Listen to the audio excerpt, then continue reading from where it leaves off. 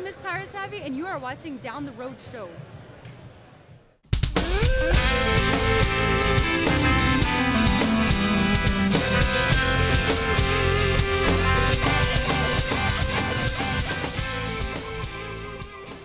Hey man, we're in California again, Franken Sons, and you might recognize this lovely lady. You see her at cons, San Diego, Long Beach, Kamikaze, C4, all across California, Miss Piratesavvy.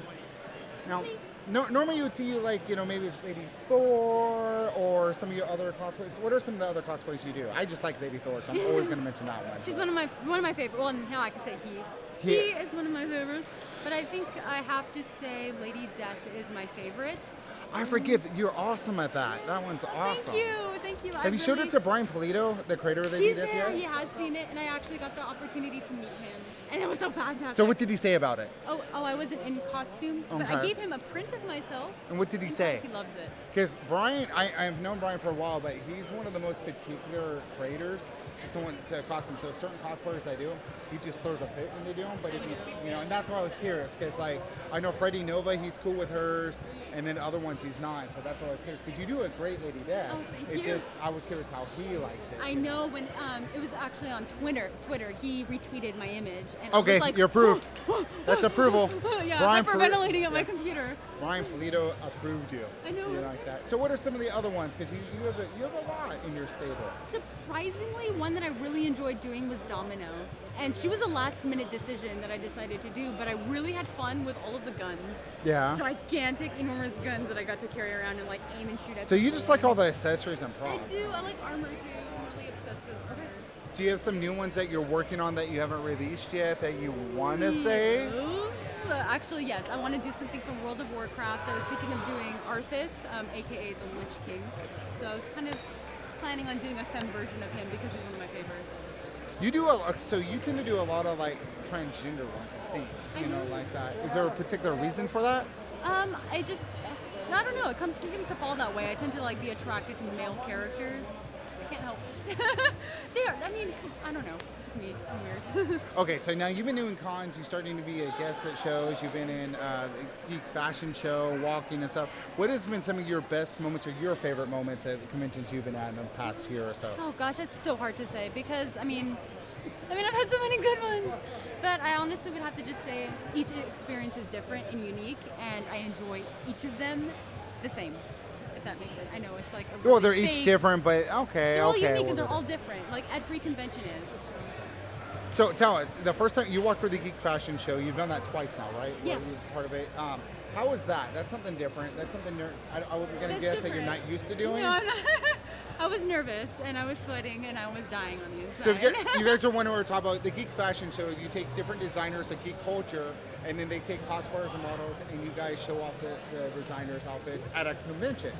Like they did at Kamikaze at C4 and stuff like that. And so who was it that you walked for? Did you walk for two different designers or was it the same one? The first time at C4 Comic-Con, I was modeling for a Castle Corsetry and I wore the Pac-Man corset. That's last time at the Geek Fashion Show Kamikaze, I actually wore this. It was like a Harry Potter outfit for 1138 clothing. Oh, awesome! So, which is here, which you're kind of modeling, her stuff. I'm kind of wearing her stuff right now. That's awesome. Mm-hmm. Okay, so I got to ask you. Will you tell us how you came up with your cosplay name and why? Would you mind? Yeah, I could tell. It's so embarrassing, but I was really obsessed. Embarrassing the better. I was 11 years old and I had a huge crush, still do, on Orlando Bloom, and he was in Pirates of the Caribbean, and then I came up with the name Piratesavvy because you know how Johnny Depp always like says savvy in the movie?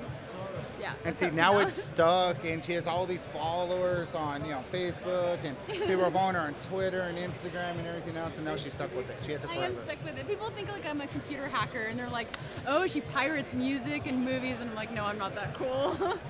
It's literally That's your Orlando new Bloom. line. I'm totally that cool. I'm not. Okay, so we know Thor is one of your favorites. Domino, you have a couple of new things coming out. What is the next show, or what are some things you got going on? In my personal life or in cosplay life? Let's go cosplay. We don't want to get too, right now. I honestly really don't have much planned. I mean, I know that there's a few conventions that I'm going to next year. I would love to go to New York Comic Con or Dragon Con especially. Which one would you rather do, New York or Dragon, and Oh why? God. I would have to say Dragon Con just because I think there's more cosplay appreciated and I would love to see the different cosplayers over there. New York because I actually have family over there, so I would love to visit Okay. family. So, like, for me, I've been to both, okay? New York definitely is the second biggest con in the country. And then, like I said, Dragon Con is a cosplay con. It's amazing, but it's like 7 hotels.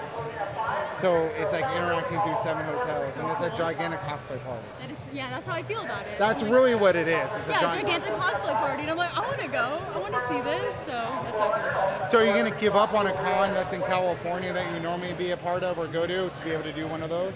San Diego Comic Con. I'm giving it up. It's finally. That's blasphemy. After 4 years, or 5, it would be my 5th year. I'm giving it up. That's blasphemy. Blasphemy. How do you give up San Diego Comic Con? What was that? How do you give up going to San Diego? Let's just say my recent experience wasn't the best. Okay, I gotta know this now. I'm. Because that's where I saw you. We were talking. You seem to be having a great time. I do have a great time. I really do, but I think I did it. I went about it wrong. I was dressed as Thor right after Marvel announced that Thor is a female, so there was a lot of attraction towards that. And then at the same time, I was by myself and didn't have any help, so I was being bombarded. And Okay, I didn't eat, didn't drink. I mean, it was all bad planning on my part. I'll admit, she was bombarded. I mean, nonstop. Like when I saw her, she had crowds around her the whole time. But isn't that kind of a good thing? In a little bit. Well, in my little anxiety shy Okay, that's world, not so good. I'm really, really like shy and introverted. right. Because you got into cosplaying for you. You didn't get into it to be like, to do prints. You got into it Exactly. because you enjoyed it. Exactly, yeah. You know.